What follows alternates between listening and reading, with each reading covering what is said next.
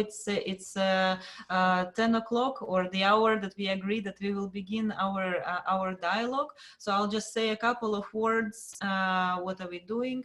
And so it's been a very interesting, and the whole dialogue was inspired by Massimo's article or letter to Mark Whitman that we talked a little bit before earlier, and where Massimo is discussing different responses, both on like individual level to the corona crisis, but also on the governmental policies. And in this article, Massimo was also comparing the Italian reality to South Korean reality. And so we thought that it could be interesting actually to have a dialogue between two psychologists who are also involved in somewhat in the time perspective field, and also to see these different responses both on different levels. And so today we have Massimo Agnoletti from Italy, and so he's based in Venice and doing also different research on post-traumatic stress disorder and stress in general, and also I know like a few things in positive psychology related to flow. And then we have Hun Lee, who is based in South Korea, in Seoul. I'm not sure if I can pronounce the university's name, so maybe you can do it afterwards. Who is also doing practical work in post-traumatic stress disorder and trauma relief, based in Korea. And so I think I will give the floor to you guys, and we can just also make more introduction in terms of what type of work do you do, and then we can also talk about different responses in those countries in terms of how people were responding, but also what were the governmental policies and how time perspective kind of like plays a role here. Thank you. Okay. Thank you, Anna. First of all, I want to thanks Anna for have set up very quickly this meeting, and to promote this kind of virtual meeting, because I'm really convinced that time perspective can be really a precious instrument overall in this very hard time. In fact, I specialized in stress and in positive psychology, but right in the last weeks, for the quarantine policy that I have lived, I made this connection with time perspective, because also just in Italy we have different kind of population. I mean, different kind of behaviors that are applied to face the spreading of the virus. So it was natural for me try to write something about this, and with the help of Mark Whitman and Phil Zimbardo, had the opportunity to write these articles. But there are many other implications of the time perspective, especially in this time, because the conclusion is that if we are able to implement this psychosocial knowledge about time perspective, our policies would be better, and would be better means have less death and a better quality of life for all the citizens. I mean, all the citizens, not just of one nation, but globally. So for me, it's very important to speak about policies. That's why I wrote these articles, the last articles. And one thought that I have was the kind of comparison with South Korea, where the H live. Also for personal reasons. I mean, I had to go in Seoul, in the big city of South Korea, the 2nd of February, because I was invited to a very big world Congress, but in the last 7 or 6 days, spread the virus in China. So I was very worried about the situation, and I was very disappointed to don't go in South Korea, because for me it was you know, a very important experience. But at the end of January, I decided to don't go, because I saw the very impressive measure to contain the virus just in Korea, in South Korea. So the comparison weeks later was very easy for me, because I see. We were beyond China, we were the 2 countries more heated by coronavirus spreading. So I was wondering why in South Korea have about 1/5 of the death of Italy, and the kind of explanation was based on time perspective, because South Korea and Italy are pretty similar for some reasons. I mean, the population and the kind of health system is very high, very good, but we have very different path in the spreading of the virus. And so I think that time perspective can help to understand that, and that is why I started to write something about this.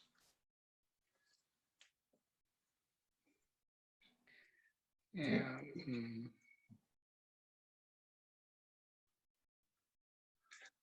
Thank you for orientation, and then I didn't know that you have some connection with Korea. So later, when the coronavirus come down, you can visit again. And for sure.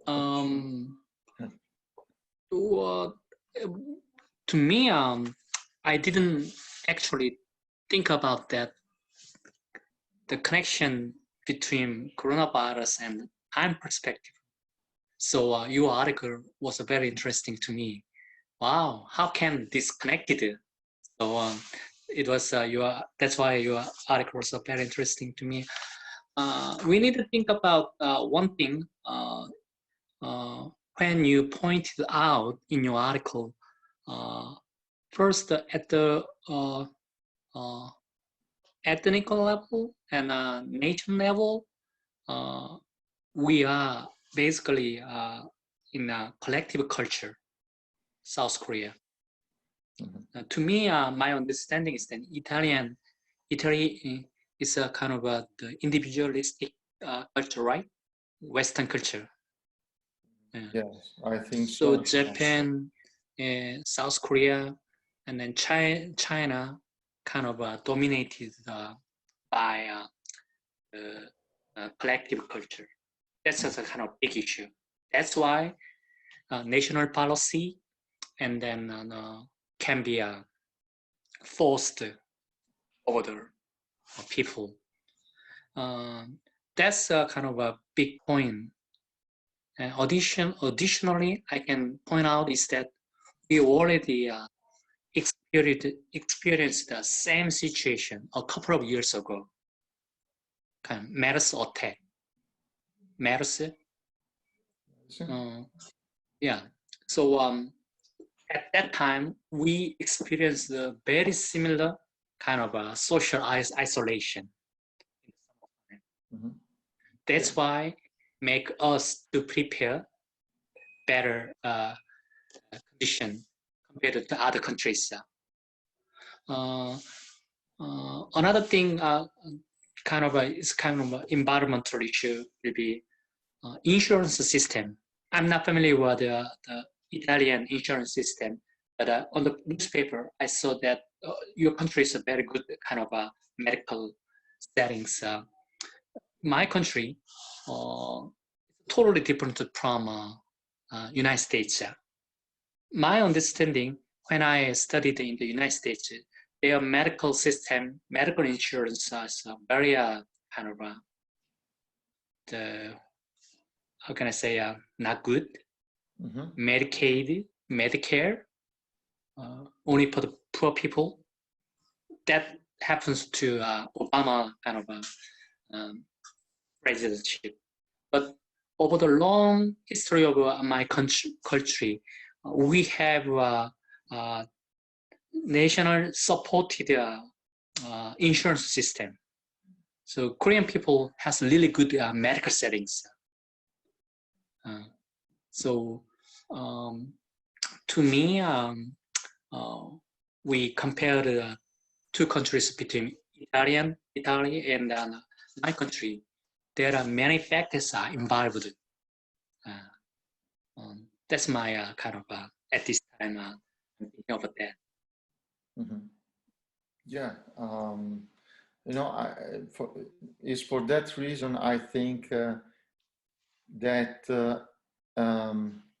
in some ways South Korea and Italy are comparable, and because they are both very good health systems standards for citizens. Italian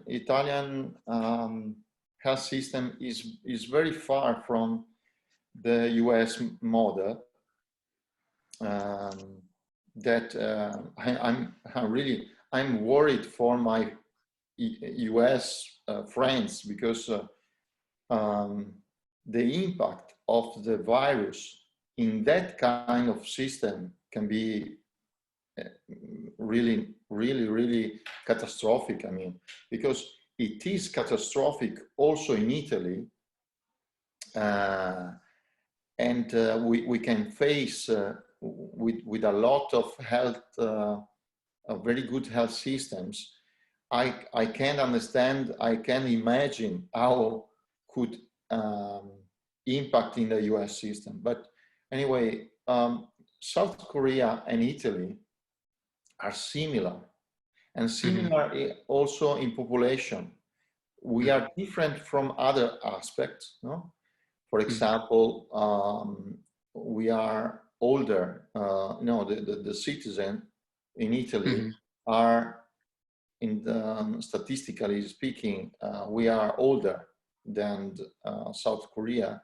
But it's interesting also the comparison of the death, for example, because in Italy we have a death overall for people over 80. And in South Korea, over 60 are very safe. It's a safe population. So virus is giving us very strange data, no? Very different data that we have to understand. But in every case, we have to understand this variety, no? And because it's very useful to establish some kind of effective instrument to contain the virus. I'm saying this because, for example, in Italy, weeks ago, right now, many weeks ago, I mean, 4 weeks ago, also in television, you could say virus is like is not very dangerous, can hit just very old people, with many pathologies, you know, and so was this was a misinformation, because we didn't have data, and we was like drive our rule based on very few data. But if we see globally, also weeks ago, we could see that this was, you know, misinformation. In fact, after weeks, we have a population that is hidden, you know, at many ages, and not just for old people already that have illness, already other pathologies, you know.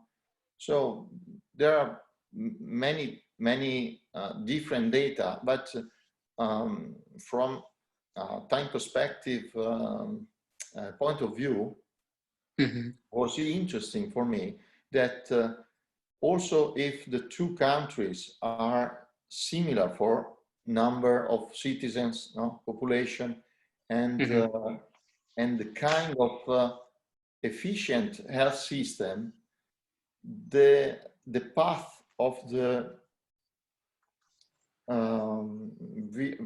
coronavirus spreading was very different, and it is now after many weeks. I think that what you told about the way you told the factor that South Korea has a collective culture, more collective compared with Italian. We are individualistic. We are in individualistic society. Okay. Yeah. And that is a very important point, because in practical terms, this individualistic factor means, for example, that also inside Italy, if we are whole, you know, all Italy is in a quarantine policy, okay? But we are seeing that the population is very different in the way to interpret the rule, the decree, okay? And this is follow time perspective profile, because some years ago, Zimbardo had a research in Italy, and for example, viewed that this research showed that in the north of Italy, we are a bit too much future-oriented, okay? And in the south of Italy, we are too much present hedonistic oriented and fatalistic oriented, okay? And you can see right now in the kind of behavior of the citizen that this is very clear. I mean, here where I live in Venice, we are facing very good the virus, but the decree, the decree of quarantine is, you know, followed by 92%. I mean, 90% of the population. Okay. In the south is quite the opposite. I mean, right yesterday I heard about the governor of Sicily that was very scared about the kind of reaction of Sicilian citizen, because he said it's not possible to say to the people, stay at home, and see that many citizens, not everybody, but a large part of the population doesn't follow this indication. And in this emergency context, the fact that you have just also a little part of the population that is not attending, that is not following the right rule of quarantine, put in the risk all the population. So it is a very tough situation, and is something about the culture. I mean, the psychosocial, also the psychosocial communication. And I think in this moment, I would like to maybe give the word to Evgeny, because he has prepared an interesting also comparison both. And since we were talking about individualism and collectivism, so that's also a little bit what we kind of would like to look into as well, and link it also to the country profile of the time perspective, and maybe a few other things will come up. And I think we can also take the discussion from there further. So Evgeny, I think you can also share your screen, I believe. Yeah, I guess so. Can everyone hear me all right? Mm-hmm. Mm-hmm. Yeah. Yes. That's great. So good afternoon. I was just invited by Anna to look at the cross-cultural differences between Italy and Korea. So I've looked at the data that exists comparing those countries in terms of the well-known scales by Gerd Hofstede, individualism, power distance, and so on. So perhaps it will be easier to see on this slide. So actually, both Italy and South Korea are similar on some of the scales, like, for example, indulgence restraint, but they are most different in terms of individualism, collectivism, obviously. So usually something like 50 is the average across the countries. The scales are standardized. I can't remember what the standard deviation is, but around 50 is the world average. So Italy is obviously individualistic, and South Korea is more collectivist. There are not so many differences in terms of power distance. Both countries are fairly high on uncertainty avoidance, which suggests that both in Italy and in South Korea, people pay attention to potential threats and try to take care to prevent them. But there is another interesting scale in Hofstede sets, long-term orientation. And there we see a very, very high score for South Korea, suggesting that South Koreans really think about the future very far ahead, whereas Italy is close to the world average. It's not short-term, but it's not very pronounced long-term orientation either. And I've also looked at the data on time perspective that Anna has collected across 33 countries as part of the cross-cultural time perspective project. So it dates back from 2008 to 2012, I think, that data. So I basically compared the profile for each country to the world average, and all the scores are standardized to these scores to make it easier to compare. So if we look at Italy, actually it's very close to the world average. All the differences are fairly small, and Italians might be a bit less fatalistic, or at least they think they are. But in terms of the other dimensions, it's actually very close to the average. But if you look at Korea, we see fairly strong present fatalistic and past negative perspectives. And this is similar for several Asian countries. I think Japan is also fairly high on those two. So it might be kind of a way people in East Asia view themselves and evaluate their lives. So here they are on the same graph and in the same scale, and you see that really the differences for Italy from the world average are fairly small, but for Korea they are fairly pronounced. and a huge slide to put everything in context. So you may want to peer at it for some time, because it presents all the countries that we compared, and they are ranked in terms of balanced time perspective. So I calculated this index proposed by Maciej Stolarski, Phil Zimbardo, and Ilona Boniwell, when they suggested this idea that actually it's good to have a balanced time perspective with high present hedonistic, high past positive and future, and low scores on the two negative perspectives, the present fatalistic and past negative. So all the countries here are ranked in terms of this index proposed by Maciej deviation from balanced time perspective.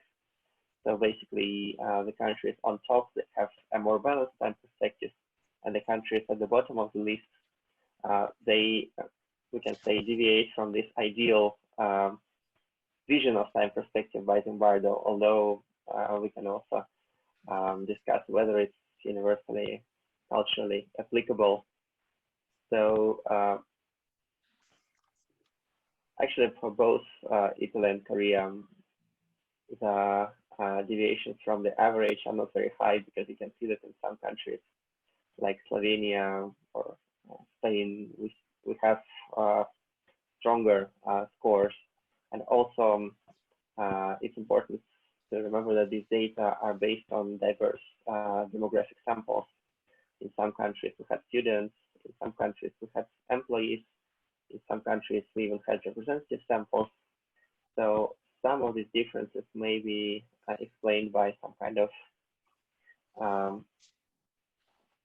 sample bias and also item bias, but it might give some food for thought, at least.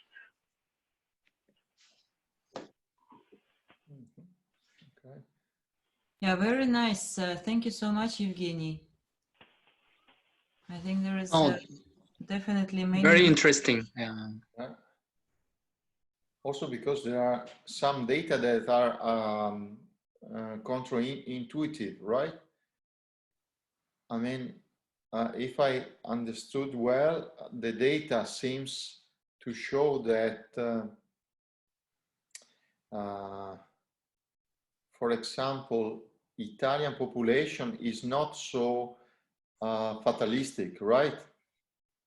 Yeah, which seems a little bit strange to me, because I would expect Italians to be more fatalistic.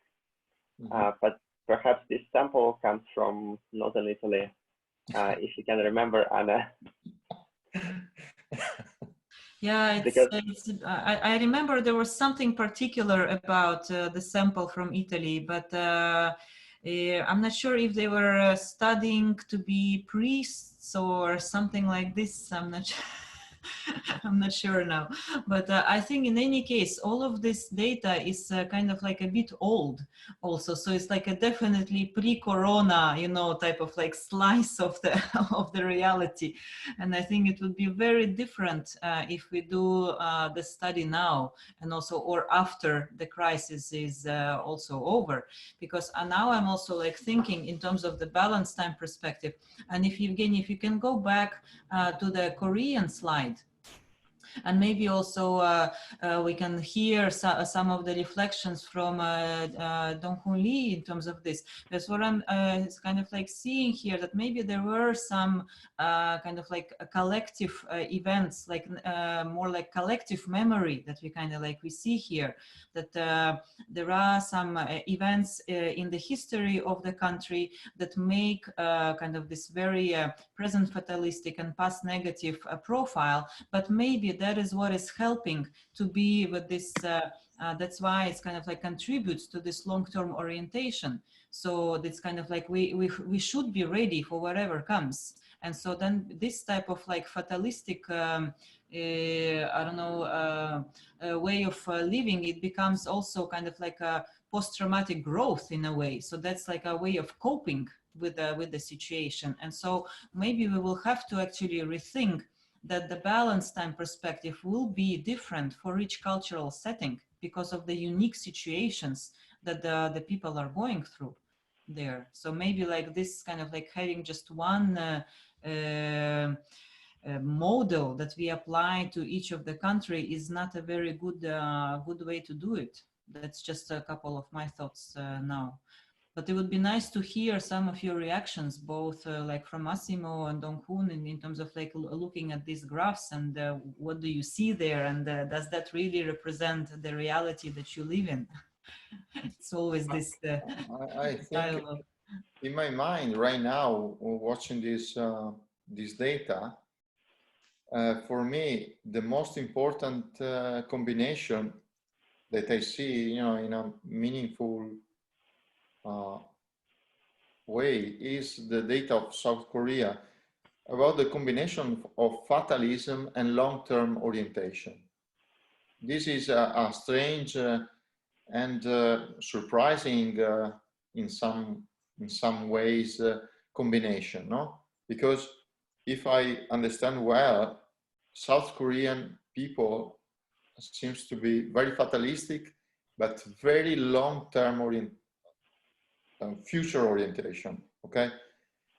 And that can be a kind of very precious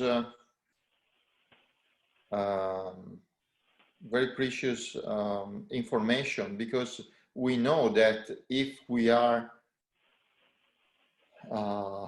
at the opposite of the fatalism, we have more stress to face individually, no?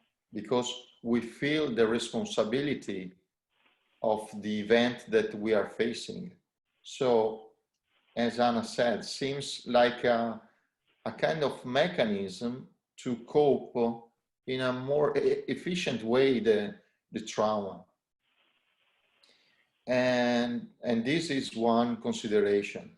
The other one is that seems to me, is not watching the data, but I mean, just this data. But the future orientation seems the only one macro data important to see if there is a very good reaction.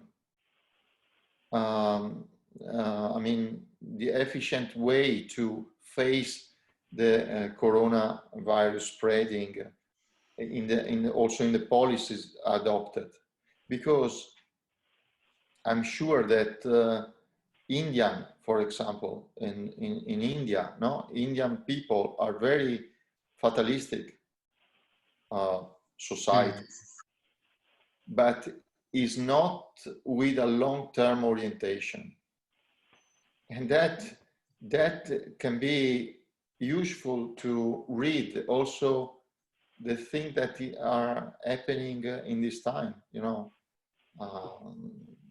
They are adopting some kind of strategies that are without a rational way to contain the virus, okay? And also from an historical point of view, I live in Venice. Venice has had many spreading virus point in the history. And in fact, you know already that the word quarantine comes from Venetian Republic that want to keep 40 days the ship that came in the Venetian lagoon, no? But we don't know exactly which were the kind of time perspective of the population. But we know for sure that the seizures, the people that decide to act, to apply the quarantine, was very future oriented. Because in that point of history, we are speaking about the 14th centuries, okay? in that point of history, they sacrifice, they giving up the economical advantage that they can have without adopting the quarantine, but they decided to limit that. They decided in some way that without scientific knowledge, they decide to apply the quarantine and avoid this present-oriented economical advantage to a future-oriented advantage. Mm-hmm. So I think that this South Korean data about long-term orientation is very meaningful, mm-hmm. and have, you know, to be spread, to think about how to write our policies, global policies, because we are living very strange times. I mean, there are Bolsonaro in Brazil, you know, that I think that is very fatalistic, a very fatalistic man, and like Trump. No, it's like thinking that they are in another planet. You know, also Macron in France, Boris Johnson in UK, they are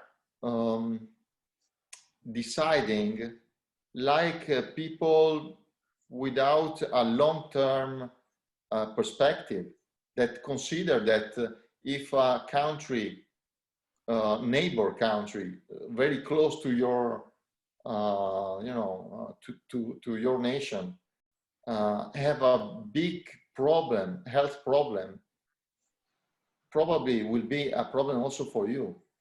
And they decided, you know, like not children.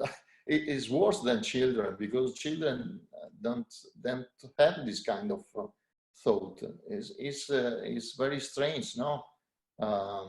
See this kind of behaviors from very important nations. And well, to me, yes, a Korean, I fully agree with the scores of long-term orientation scale. From the perspective of Jungian, Freud, Jung, Adler, something, Jungian perspective, we South Korea located in a geographically peninsular between China and Japan. So during the last 40 years, 50 years, 100 years, we invaded both countries. So you are kind of, our DNA kind of prepared, kind of from the perspective of long term. So that's why Korean people, long-term orientation is everybody's kind of DNA. So they really kind of prepared, well prepared. It's a kind of virtue of Korean. But to me, kind of the Osin, right? Osin, you provided the Hofstede scale scores and a time perspective of that TPI is the same data, same kinds of scores from identical kind of a participant, right? Unfortunately, it comes from different studies. That's the point, I think. That's the reason, yeah. Yeah, to me, I believe in my study, Korean people give more scores on a kind of future-oriented rather than present fatalistic. This is graphic may be related from getting data from college students at that kind of young population, not whole Korean population. So more Korean people related to Hofstede scales, kind of a long-term orientation scores reflect very well Korean kind of people's trait, kind of the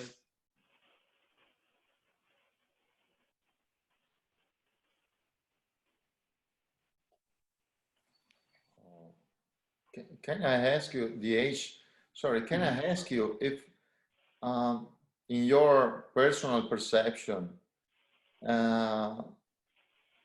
what do you think about the data about fatalism for South Korean people? fatalism. Fatalism. Osin's graphic shows the highest scores present fatalistic, right? Yeah, but it's relative to the world average. So the raw scores may have different shape, but this compares scores in Korea to all other countries taken together. Yeah, to me, it's kind of this graphic kind of curious about why Korean people present fatalistic shows like the highest scores.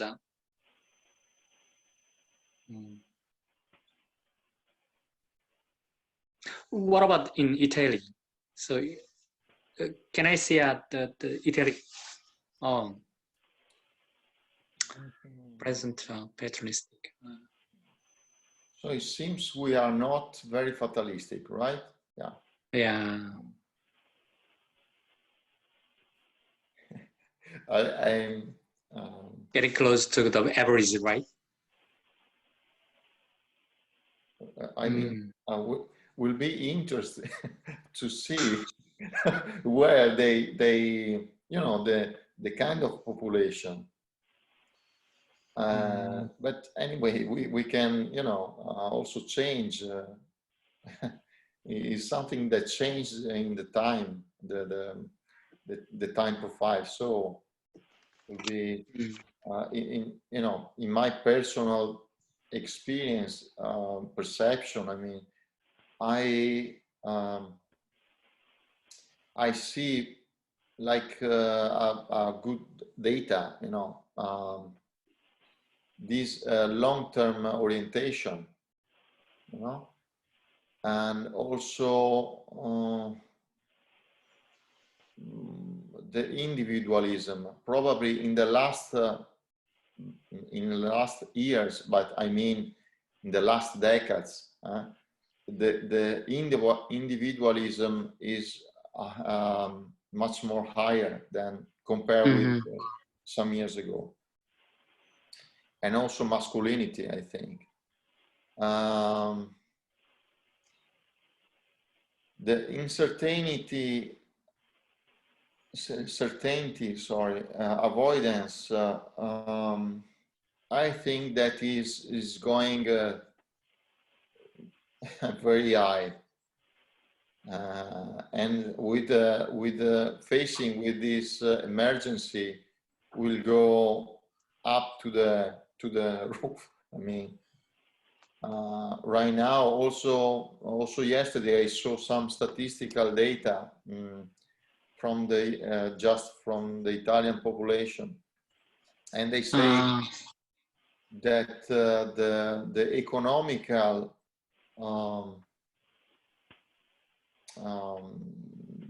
factor will be seems that the stress about the economical impact of the virus is increasing, you know, a lot, and weren't so high some weeks ago, but just in few weeks is going up very quickly. So the only data that is, for my perception, I repeat, my personal perception, is the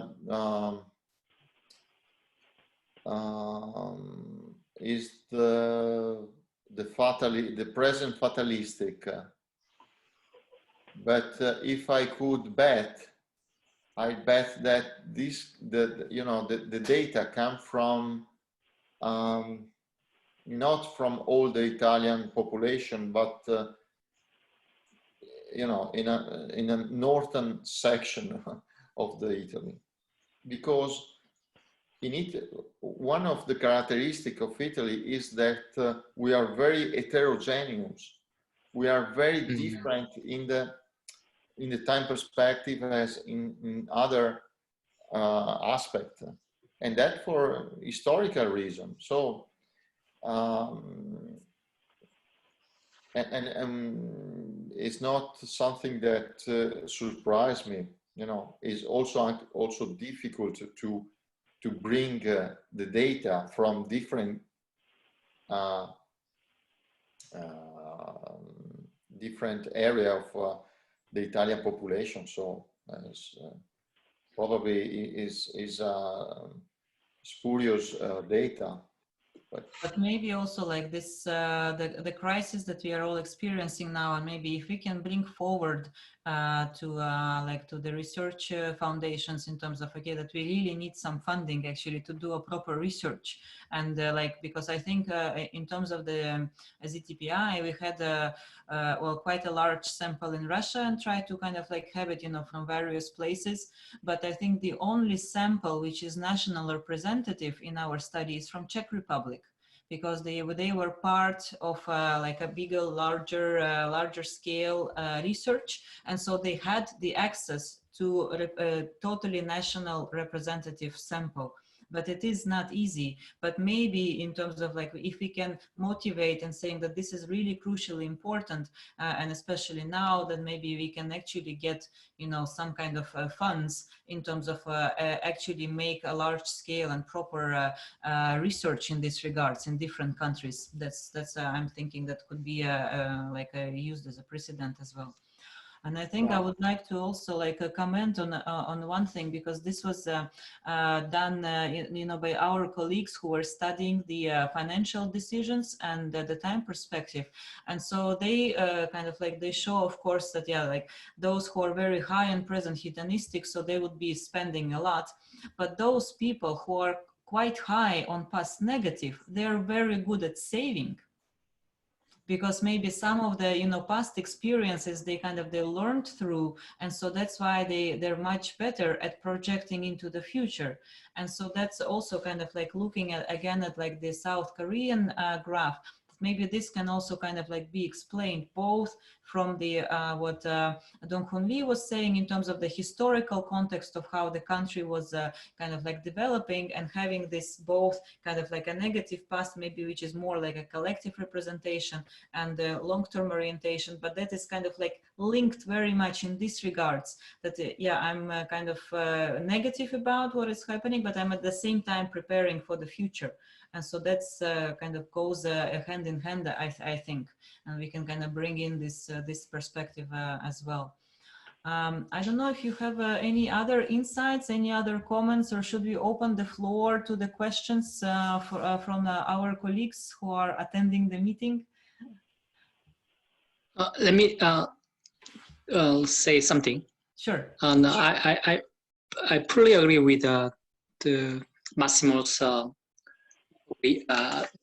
article, and it was very interesting and insightful. So I'm planning to do some online survey next month, including some kind of the emotional distress and fear of virus to Korean public people. I'm thinking of kind of the 1,000 people of a sample size of the whole national country, kind of funded by government research funding. So I want to do kind of a time perspective scale in this survey. So I'm wondering if the Massimo can do some collect data at at the same level in your country, so we can compare kind of between Italy and Italian and South Korea. So we can kind of validate your idea based on data. Yes, that would be great. And also, but if you will be using the ZTPI, I would really warmly recommend to use the new version when there is not only one dimension of future, but when the future is split into future positive and future negative, because it's at least also in my experience, it gives a better picture of what is going, what is happening also. Yeah. So what is your idea that I'm planning to use kind of 15 short-term scales. That'll be enough, I think. Yeah, there are a couple of versions of the short scales. Yeah, so that's possible to arrange. Yes.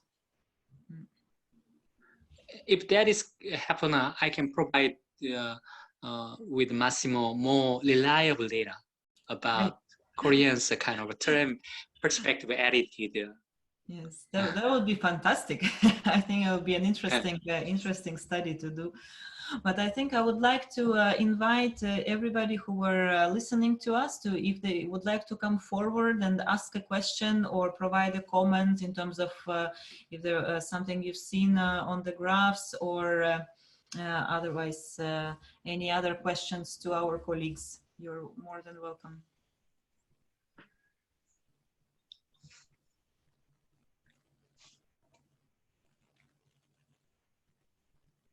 Questions, comments, ideas, concerns? May I ask? Sure. Yeah, Anna, I would like to know, because some of my colleagues are not able to attend this conference, and there is a question: will be this available on YouTube channel? This video? Yes. Yes. Yes. Okay. Thank you. I would like to thank everybody, to Massimo and to other colleagues. The conference was very interesting, and all my friends from Ukraine and all my colleagues at Poltava University wish to everybody strong health, and especially to Italian people. Massimo, I every day think about Italian people, and all my friends and all my colleagues are with you, because Italian people are in our minds, and we wish get well soon. Get well soon. Thank you. Grazie. Grazie. Yeah, we are very hard time, but we have to. I think that in this phase of the emergency, we have to learn. You know, good lessons and bad lessons also for other nations, because I really think that we are in the initial phase of the globally spreading of the virus. So we have to think globally and learn the better things that we can learn from the nation that are living this this tragedy, you know, because are very tough days. I mean, I have neighbors that are deaf. Their families couldn't say hello to the hospital to these people. Or I have a dear friend that lost her spouse without doing the funeral, for example, no?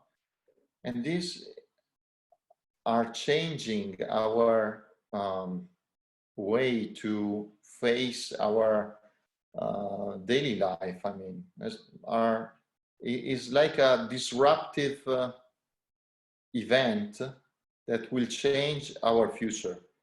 Is up to us to change this in a very positive way, but we know for sure that will change dramatically. And we also, from a psychological point of view, no, seems that also for Italians, I mean, that we are shifting from the idea to return to a normality before the virus. We are changing in a view that, okay, forget it. The future will not accept that kind of normality. And I think that we have to be prepared for that. And technology, for example, is a very positive, is having a very positive impact in our life, because I'm sure 100% that without the technology that we live every day will be a very, very tough time, much more tough. And just the technology that we have allow us to paradoxically to be very close to a person without the physical component of this social dynamic, and that is great. I mean, in my mind, I think that we have to cultivate the gratitude to have this. So we have to rewrite our future also with this component, with these elements, and probably right now we are expressing this. No, we are together in different parts of the world, but at the same time. So Yes. at least there are some positive aspect of this coronavirus. We have to keep in mind this, because otherwise will be dramatic and negative, just dramatic and negative. I mean. Yes. Yes, thank you. Any other questions, comments, reactions, ideas?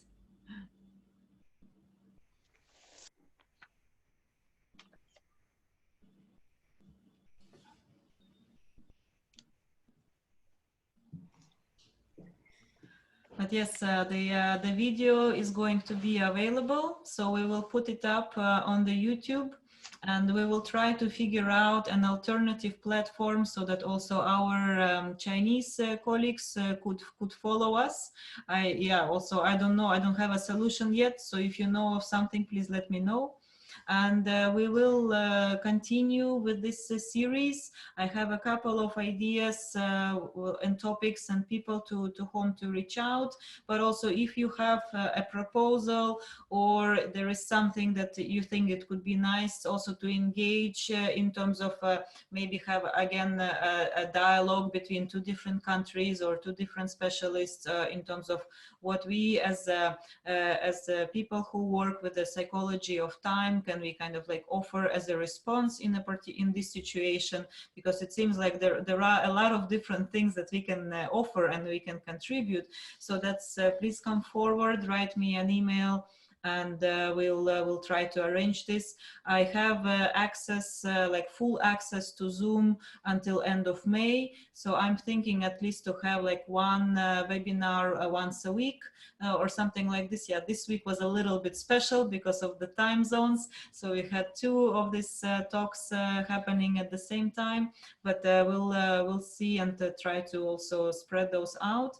And so you can follow the news through our Google group. And so if you are not subscribed, write me an email, I'll add you. Otherwise, we have the Facebook. And so we put all of those webinars as events. And yeah, as I said, so recording is going to be available on the YouTube channel and some kind of alternative platform once we'll figure it out. But in any case, what we were thinking, I will try to arrange a dialogue with Nicola, because of course also it's very interesting what he's doing right now with the World Health Organization, and also putting up some recommendations in terms of how we can contribute with our knowledge of psychology of time, and see when he's available. That's a big question, of course. And then I was thinking to do something more also like on the practical level, like maybe a dialogue with Elena Kazakina in terms of also like what are also the challenges in terms of the practical work of psychologists in these times, and also but also how what will be the mechanisms of dealing with these great levels of uncertainty, and also a lot of anxiety, and this changing of the society as well, because I somehow think that it will be a big change after this crisis is over. There will be I don't know like how it's going to be, but it's going to be like definitely like a mind shifting perspective for sure. That would be also interesting, of course. And it's plenty of research activities are starting these days. I keep on seeing like different polls, and so it's going to be also I think a lot of data to mine through afterwards, but also to see also how maybe the response has changed to different critical situations. If we take, for example, also the crisis in Russia of 1998 and things like this, and afterwards. So I think it's, but it's some mechanisms are, I think, are the same, but also how this information society is also has an impact. That's a completely different story, and that's, I think, will be also very interesting to look into. So, but please come forward with ideas if you have something you would like to share, somebody you would like to talk to. We'll try to organize, and I'm really excited also to meet everybody. It's kind of like, it's really nice. Although we are in the very different places, but it's nice to see people. It's very nice to hear everybody, and I'm looking forward to more of these meetings.